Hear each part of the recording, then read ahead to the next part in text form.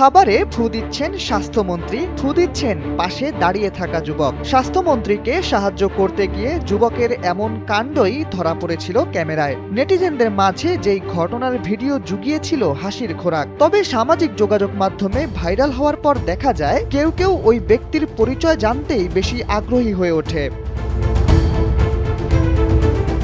গত 25 মে হঠাৎই Comilla medical college হাসপাতাল পরিদর্শনে যান স্বাস্থ্যমন্ত্রী সরদার মোহাম্মদ সাখাওয়াত হোসেন, যেখানে তিনি রোগীদের জন্য রান্না করা খাবার খেয়ে দেখে মান যাচাই করেন। খাবার গরম থাকায় রান্না করা খাবার চামচে উঠিয়ে ফু দিতে দেখা যায় তাকে। ঠিক তখনই পাশে থাকা যুবক ডাক্তার GRM জাহিদুল ইসলাম রিয়াজকেও দেখা যায় ফু দিয়ে খাবার ঠান্ডা করার চেষ্টা করতে। 5+ স্টার রেটিং প্রাপ্ত দেশের সর্বোচ্চ বিদ্যুৎ সাশ্রয়ী ওয়ালটন এসি স্মার্ট কমফোর্ট এখন নেক্সট লেভেলে। জানা যায় রিয়াজ কুমিল্লা মেডিকেল কলেজ হাসপাতালের একজন জুনিয়র কনসালটেন্ট। বিশেষ BCS এ নিয়োগ পাওয়ার পর তিনি কক্সবাজার সদর হাসপাতালের আবাসিক মেডিকেল কর্মকর্তা হিসেবে যোগ দেন। আর এরপর দেবিদ্বার উপজেলা স্বাস্থ্য কমপ্লেক্সে যোগ দেন জুনিয়র কনসালটেন্ট হিসেবে। তবে অবাক করার বিষয়, ফু দেওয়ার ব্যাপারে তিনি নিজেই কথা বলেছেন গণমাধ্যমের সাথে।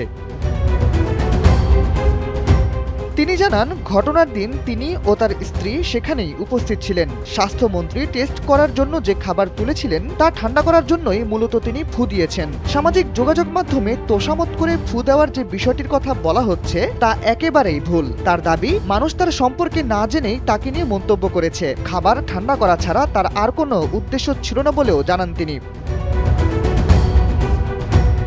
জানা যায়, কুমিল্লা মেডিকেল কলেজ হাসপাতালে যোগদানের পর ডাক্তার জাহিদুল ইসলাম বিএনপির চিকিৎসকদের সাংগঠনিক রাজনীতিতে বেশ সক্রিয় ছিলেন। তিনি কুমিল্লা মেডিকেল কলেজ হাসপাতালের শাখা যুগ্ম সাধারণ সম্পাদক হিসেবেও দায়িত্ব পালন করেছেন। তবে এই কমিটি বর্তমানে স্থগিত রয়েছে।